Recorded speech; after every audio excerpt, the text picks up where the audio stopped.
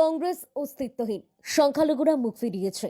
আলগাপুর কাটলিছড়া কেন্দ্রে বিস্ফোরক দাবি বিজেপির সংখ্যালঘু নেতাদের। কংগ্রেস এখন সংখ্যালঘুদের কাছে সম্পূর্ণ অস্তিত্বহীন, এমনই বিস্ফোরক দাবি করলেন বিজেপিতে থাকা সংখ্যালঘু নেতারা। বিশেষ করে হাইলাকান্দি জেলার আলগাপুর কাটলিছড়া বিধানসভা কেন্দ্রে সংখ্যালঘু ভোটাররা আর কংগ্রেসকে ভোট দেবে না বলেই দাবি তাদের। শুধু তাই নয়, হাইলাকান্দিতে সাম্প্রতিক উচ্ছেদের ঘটনার পেছনেও কংগ্রেসের হাত রয়েছে বলে অভিযোগ তোলেন তারা। আলগাপুর কাটলিছড়া কেন্দ্রের সাউথ হাইলাকান্দি মণ্ডলের বর্ধিত কার্যনির্বাহী সভা শেষে এই মন্তব্য করেন সংখ্যালঘু বিজেপি নেতারা। সভায় তারা এই কেন্দ্রে বিজেপির প্রার্থী দেওয়ায় জোরালো দাবি জানিয়েছে রাজ্য বিজেপি নেতৃত্বের কাছে, তা আনুষ্ঠানিকভাবে তুলে ধরেন। ব্যুরো রিপোর্ট, নিউজ অবিকল। এখানে বিজেপির কার্যনির্বাহ সভা ছিল। এখানে সাউথ আইল্যান্ড মন্ডলের, বিশেষ করে সাউথ আইল্যান্ড মন্ডলটা মুসলিম অধ্যুষিত মন্ডল। এখানে সাউথ আইল্যান্ড মন্ডলের বিজেপির এক্সিকিউটিভ মিনিস্টার অর্থাৎ কার্যনির্বাহী সভা ছিল। এখানে একটাও স্বার্থে, একটাও আবেদনের জন্য, একটা ডিমান্ডের জন্য, দাবির জন্য এখানে সভা হয়েছে, যাতে আগামী বিধানসভা নির্বাচনে এখানে আলগাপুর কাটলিছড়া সমষ্টিতে যাতে মিত্রজোটে বিজেপি টিকিট দেওয়া হয়। এখানে আমাদের বিজেপি জেলা সভাপতি থেকে শুরু করে স্টেট নেতৃত্বরা রয়েছেন, তাদের মাধ্যমে আমরা আজকে ঊর্ধ্বতন কর্তৃপক্ষ, বিজেপি ঊর্ধ্বতন কর্তৃপক্ষের কাছে ডিমান্ড দিয়েছি যাতে এখানে বিজেপির প্রার্থিত্ব করা হয়। যদি অগপ থেকে টিকিট দেওয়া হয় তাহলে কি করবে? যদি এখানে দল যেটা সিদ্ধান্ত নেবে সেটা আমরা কার্যকর্তা হিসেবে সেটা মেনে নিতে হবে। তো আমরা তার আগে আমরা দলের কাছে আমরা ডিমান্ড দিয়েছি, আমরা আজকে ডিমান্ড দিয়েছি যাতে এখানে বিজেপি টিকিট দেওয়া হয়। কারণ গত পঞ্চায়েত নির্বাচনে এখান থেকে আমরা দেখেছি যেখানে এজিবির প্রার্থিত্ব করা হয়েছে, এজিবি প্রার্থী দেওয়া হয়েছে, মিত্রজোটে যেখানে এজিবি প্রার্থী দেওয়া হয়েছে, সেটার দিকে যদি লক্ষ্য করা হয়, যেখানে বিজেপি দেওয়া হয়েছে মাইনরিটি এরিয়া, যেখানে এজিবি দেওয়া হয়েছে মাইনরিটি, সেই কম্পেয়ার যদি করা হয় তাহলে ঊর্ধ্বতন কর্তৃপক্ষ সেটা আলটিমেটলি বুঝে যাবে। আলটিমেটলি ঊর্ধ্বতন কর্তৃপক্ষের কাছে সেটা পরিষ্কার হয়ে যাবে। আমি মনে করি এটা যদি ঊর্ধ্বতন কর্তৃপক্ষ সেটা সুচিন্তায় দেখে বা ঊর্ধ্বতন এটা আলোচনা করে, তাহলে এখানে বিজেপি দেওয়া ছাড়া ঊর্ধ্বতন কর্তৃপক্ষ কোনো বিকল্প নেই আমি মনে করি। সংখ্যালঘুরা কি বিজেপিকে ভোট দেবে? সংখ্যালঘুরা বিগত দিনে সংখ্যালঘুদের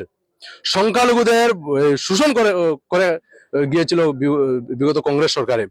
সংখ্যালঘু মানুষে যেসব আমরা ইউডিএফ চাই, আমরা আপনারা দেখেছেন যে আমাদের হাইলাকান্দি জেলা ইউডিএফ থেকে বিধায়ক নির্বাচিত করা হয়েছে। শুধু আসাম, হাইলাকান্দি নয়, আসামে অনেকটা সমষ্টিতে সংখ্যালঘুরা এই বিজেপির বিরুদ্ধে বিদ্বেষমূলক বক্তব্য রেখে মাইনরিটি সংখ্যালঘু মানুষের মন জয় করে তারা ভুল বুঝিয়ে তারা ভোট আদায় করে, ভোট বৈতরণী পার করে। কিন্তু পরের দিকে দেখা যায় আর তারা ব্যক্তিগত ফায়দার কারণে, ব্যক্তিগত এই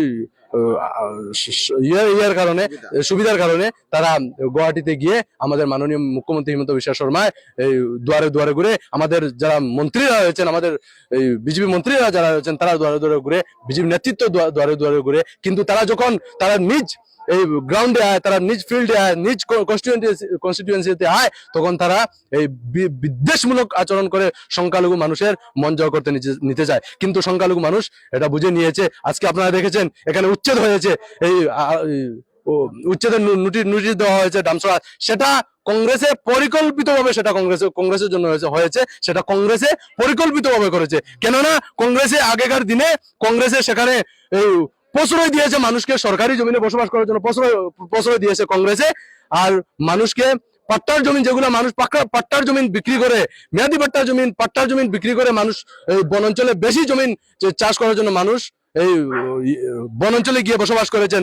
এই পরিকল্পিতভাবে কংগ্রেসে সেই মানুষকে পঙ্গু করেছে। আজকে সরকারের জমিন যদি এই হয় সেটা তো সরকারে নেবেই, তো এটা সেদিকে আমি যাচ্ছি না। কিন্তু এটা কংগ্রেসে পরিকল্পিতভাবে মানুষের পাট্টার জমিন বিক্রি করিয়ে সেটা পাহাড়ে নিয়ে আজকে সংখ্যালঘু মানুষের এইসব।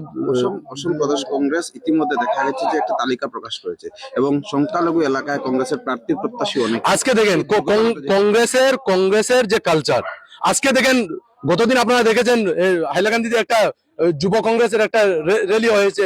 হাইলাকান্দি একটা যুব কংগ্রেসের র্যালি হয়েছে। এখানে যুব কংগ্রেসের স্টেট প্রেসিডেন্টে ওপেন সভায় একজন দলীয় বিধায়কের বিরুদ্ধে জবাবে একটা বিস্ফোরক অভিযোগ করেছেন। তাহলে এখানে একজন গরিব মানুষের যদি এভাবে বিস্ফোরক অভিযোগ করেছেন, তাহলে সাধারণ মানুষের এটা কিভাবে? কংগ্রেস, আমি মনে করি কংগ্রেস কোথায় আছে? আপনারা যে কংগ্রেসের কথা বলেন, ব্যাংক হিসেবে ব্যবহার করতে চাইছে নাকি?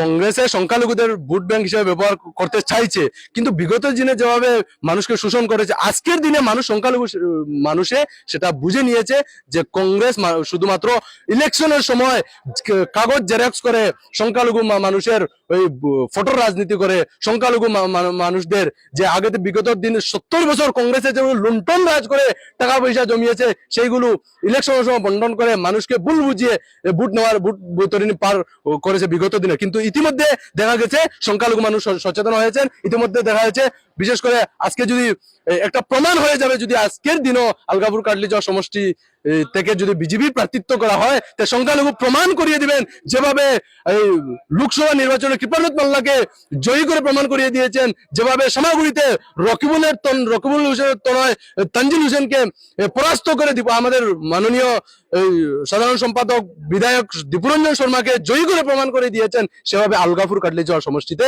আমি মনে করি আলগাপুর কাটলিচক সমষ্টি মানুষে সেটা প্রমাণ করে দিবেন যে কংগ্রেসের ভোট ব্যাংকের রাজনীতি, কংগ্রেসের এসব কালচার যাতে বয়কট করেছে, কংগ্রেসের এসব কালচার মানুষের বয়কট করেছে সেটা প্রমাণ করে দিবে আগামী বিধানসভা নির্বাচনে যখন রেজাল্ট হবে, রিজাল্টের দিন সেটা প্রমাণ হয়ে যাবে যে আলগাপুর কাটলিচক সমষ্টির সংখ্যালঘু মানুষ বিজেপি চাইছে। তো তথাপিও আজকে আমরা এখানে দলীয় নেতৃত্বের মাধ্যমে আমরা মেমোরান্ডাম দিয়েছি ঊর্ধ্বতন কর্তৃপক্ষের কাছে, যেখানে বিজেপি প্রার্থিত্ব হয়। আর এখানে আপনাদের মাধ্যমেও যে আমরা যাতে ঊর্ধ্বতন কর্তৃপক্ষের দৃষ্টিগোচর হয় যে এখানে আমাদের প্রতি যাদের ঊর্ধ্বতন কর্তৃপক্ষ দৃষ্টিগোচর হয় সেটার প্রতি লক্ষ্য রেখে আমাদের প্রার্থিত্ব করা হয়। আমি মাননীয় স্টেট সভাপতি দিলীপ শইকীয়া মহাশয় এবং আমাদের ডাইনামিক সর্বকালের সর্বশ্রেষ্ঠ মুখ্যমন্ত্রী হিমন্ত বিশ্ব শর্মা যাদের দৃষ্টিগোচর হয় সেটা কি আমার বক্তব্য। ধন্যবাদ।